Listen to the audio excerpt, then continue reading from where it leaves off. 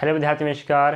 New Narmada institute coaching में स्वागत। हम आपके लिए रीजनिंग की कड़ी को बढ़ाते हुए हमने आपको पिछले टॉपिक पढ़ाए थे। क्या पढ़ रहे हैं आप? सांकेतिक भाषा, कोडिंग डिकोडिंग के प्रश्न आप पढ़ रहे हो, बट आपका एक टाइप रह गया है 6 नंबर का, और हम आपको कवर कराने वाले हैं जो है शर्तों पर आधारित प्रश्न। इस प्रकार का प्रश्न भी आपके एग्जाम में देखने को मिलता है। तो आप स्क्रीन पर देखिए प्रश्न क्या कहता है, और मैं प्रश्नों को पढ़ देता हूँ। आप लोग स्क्रीन पर देखिए, मैं प्रश्न पढ़ चलता हूँ ना। चलिए, निर्देश प्रश्न क्रमांक 1 से 5। नीचे प्रत्येक प्रश्न में अंकों और प्रतीकों का एक समूह और उसके बाद अक्षर कोडों के 5 संयोजन ए, बी, सी, डी और ई दिए गए हैं।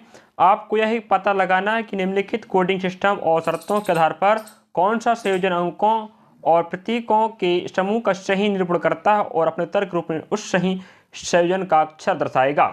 अब जो यहाँ था आप नहीं समझे, कोई दिक्कत नहीं, यहाँ समझा के बता रहा हूँ मैं। देखो, यहाँ पर आप जो लिखा है आप वहाँ पर देख सकते हो। आप लोग, आप स्क्रीन पर दिखाई दे रहा है, साथ में आप यहाँ पर देख लीजिए। और रही बात अंक, मतलब आप समझते हो 1 2 3 4 5 6 7 8 9 अंक कहलाएंगे।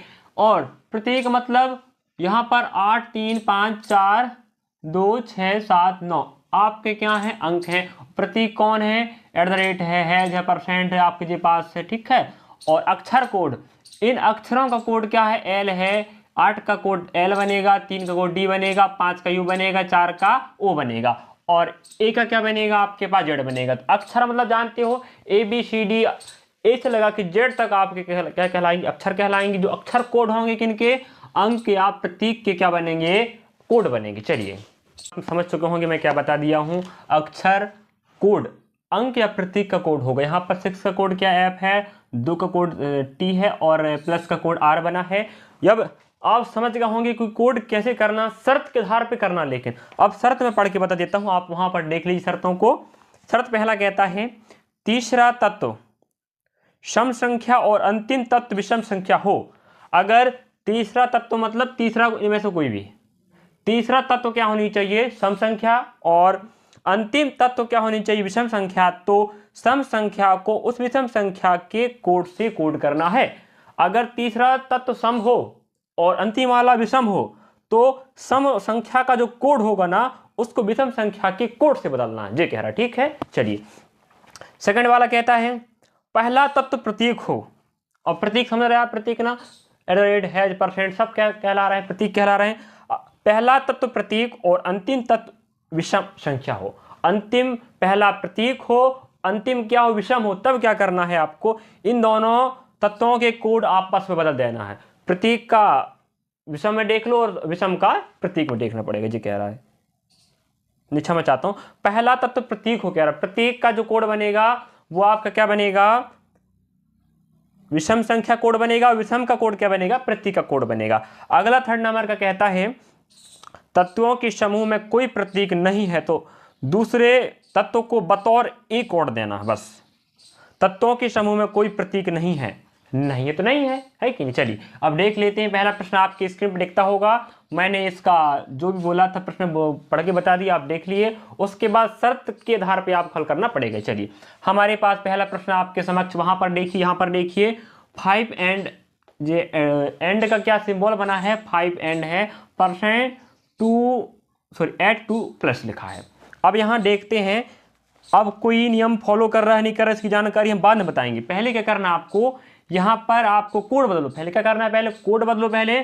तो 5 का कोड क्या होगा बताइए? चलिए,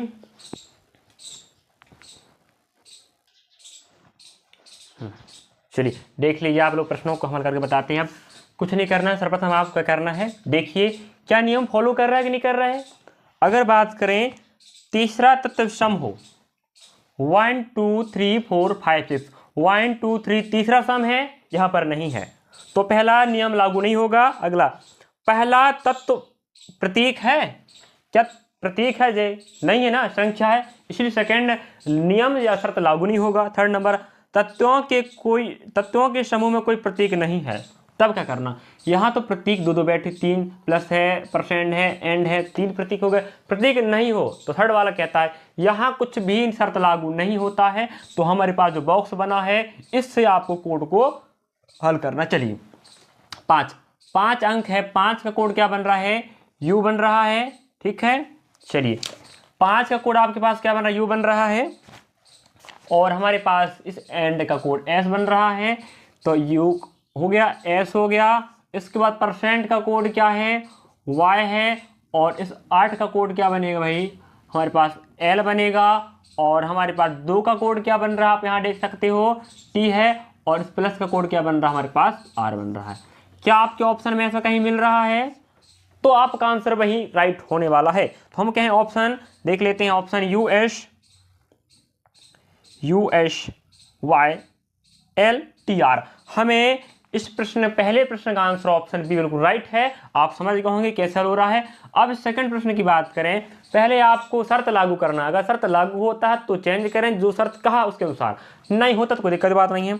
देखो पहला शर्त फिर पढ़ना पड़ेगा, तीसरा तत्व सम संख्या है 1 2 3, नहीं तीसरा विषम है, इसलिए फर्स्ट नियम लागू नहीं होगा। अगला, पहला तत्व प्रतीक है या, ठीक है, पहला दूसरा तीसरा होगा ना, पहला तत्व प्रतीक है, हाँ मतलब लागू होने वाला है। तो कुछ नहीं करना है, सर्वप्रथम आपको कोड बदलो। पहले क्या करना है, पहले कोड बदलो। तो बताओ इस परसेंट का कोड क्या होगा, वाई होगा। 7 का आप देख सकते हो यहाँ पर जी है, और 3 का कोड क्या बन रहा है, डी बन रहा है, और एट द रेट क्या बन रहा है, जेड बन रहा है, और 2 का क्या बन रहा है, टी बन रहा है, और 9 का क्या बन रहा है, डब्ल्यू बन रहा है। ठीक है, लेकिन शर्त यहाँ लागू हो रहा है। शर्त कहता है आपस में पहला तत्व प्रतीक हो और लास्ट वाला विषम हो, तो दोनों को के कोड आपस में बदल दिए जाएंगे। इसलिए डब्ल्यू यहाँ आ जाएगा और आपका वाई यहाँ आ जाएगा। इसलिए WGDZT और वाई। अब ऐसा ऑप्शन आपको कहाँ मिल रहा है, वही आपका राइट आंसर होने वाला है। बताएं कहाँ मिल रहा है आपके पास, देख सकते हो आप WGDZTY ऑप्शन हमारे पास कहाँ मिल रहा है, सी में। तो इस प्रकार सेकंड प्रश्न का आंसर ऑप्शन सी बिल्कुल राइट है। अगले 3 प्रश्न आपके लिए मैं लगाता हूं, आपके वहां पर डिस्क्रिप्शन पर देख लीजिए। पहला प्रश्न, दूसरा प्रश्न और तीसरा प्रश्न, इन तीनों प्रश्नों आप बनाने का प्रयास करें। आप समझ गए होंगे किस प्रकार से मैं करके बताया हूं, तो आप बना सकते हो इन प्रश्नों को। कि नहीं बताइए, बना सकते हैं कि नहीं। चलिए अगले विद्यार्थियों, अगला प्रश्न आपके समक्ष, प्रश्न क्रमांक पहला आप देख चुके हो। मैंने 5 प्रश्नों वाला एक प्रश्न करवाया हूं, जिसमें 2 प्रश्न आप बताया हूं। बेसिक समझ गए हो आप लोगों ने, तो 3 प्रश्न बना सकते हो। तो कमेंट बॉक्स में आपका आंसर बताने का कष्ट करना पड़ेगा। चलिए अगला प्रश्न लेता हूँ, उसी टॉपिक का टाइप नंबर 6 है।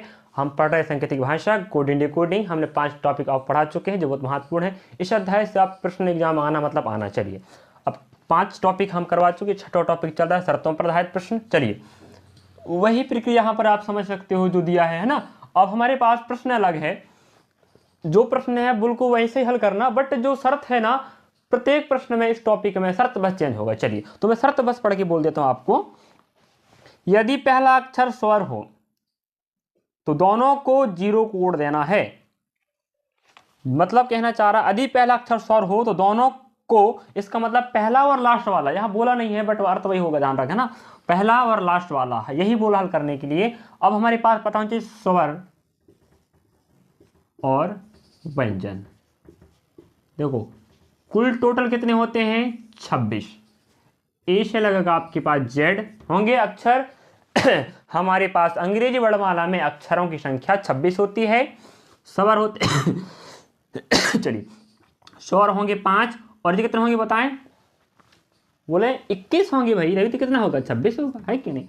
सबको पता होनी चाहिए ए ई आई ओ यू हो गए 5। हाँ, तो हमारे पास अंग्रेजी वर्णमाला में टोटल लेटरों की संख्या अक्षरों की होती 26 ए से जेड तक। स्वर आपके पास 5 होंगे तो बच गए कितने, 21 व्यंजन है।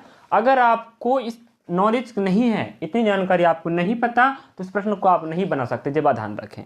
तो व्यंजनों की संख्या 21, स्वर की 5, ए ई आई ओ यू होंगे। चलो तब हम बना पाएंगे प्रश्नों को, ठीक है, इस टॉपिक में और इस वाले प्रश्न में।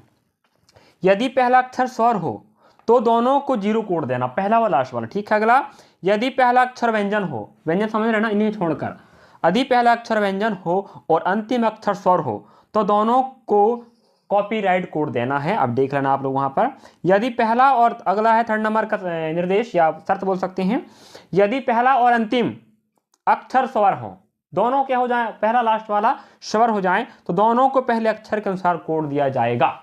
पहले अक्षर के अनुसार। चलिए अब बात कर लेते हैं।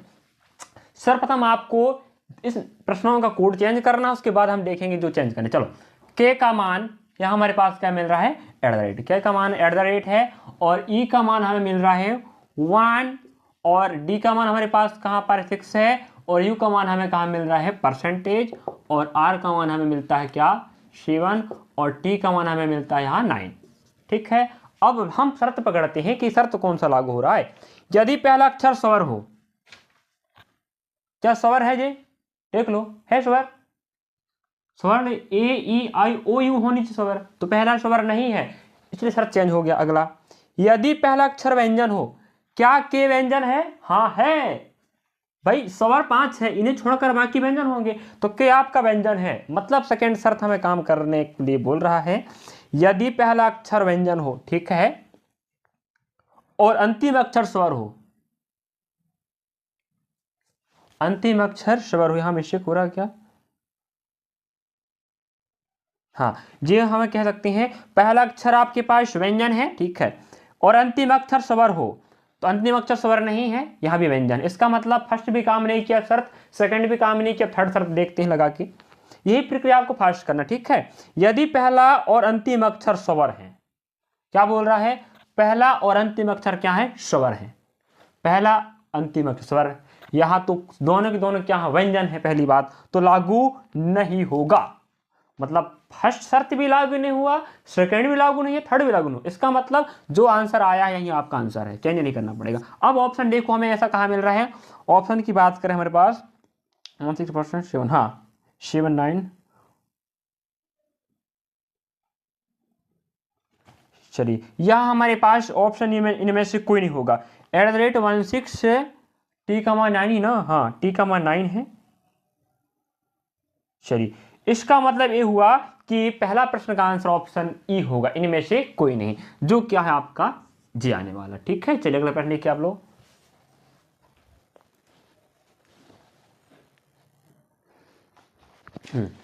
चलिए अगला प्रश्न, उसी सेकंड प्रश्न में फर्स्ट प्रश्न देखिए आप, अब सेकंड प्रश्न आपके समक्ष है, वही नियम लगाना, यहाँ कोई भी शर्त लागू नहीं हुआ, इसलिए जो कोड बना वही आपका आंसर हो गया। यहाँ पर देखते हैं क्या नियम लागू होता है। यदि पहला अक्षर स्वर हो, क्या पहला अक्षर स्वर है, हाँ है, तो दोनों को 0 कोड देना है, मतलब पहला लास्ट वाले, ठीक है बस कोई दिक्कत। चलो ई का मान देखो पहले, हाँ कुछ भी नहीं, इसका कोड और इसका कोड, अगर पहला अक्षर क्या है स्वर हो, क्या स्वर है ई, हाँ है भाई, इसका कोड 0 होगा, इसका कोड भी 0 होगा, ये कहना चाह रहा, ठीक है। डी का भाई 6 ही रहेगा, आर का आपके पास 7 रहेगा, टी का 9 है, 9 रहे, एम का क्या रहने वाला आपके पास 2 रहने वाला, ठीक है।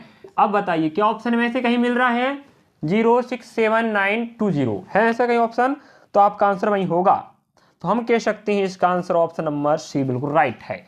समझ गए आप लोग। इस प्रकार मैंने 2 प्रश्नों को एक नाम से आपको बताया हूं, बेसिक समझ के आप बेसिक समझ गए होंगे किस प्रकार हल करना, कैसे कोड को चेंज करना है, हमें बस शर्त को लागू करते बननी चाहिए बस। अगर शर्त लागू नहीं होता है तो कोई दिक्कत की बात नहीं, यहाँ से हमें निकल जाएगा आंसर, लेकिन यहाँ से हल करने के बाद लास्ट में आपको शर्त लगा के जो शर्त के अनुसार कह रहा है उसको चेंज करना पड़ेगा। चलिए थैंक यू, धन्यवाद।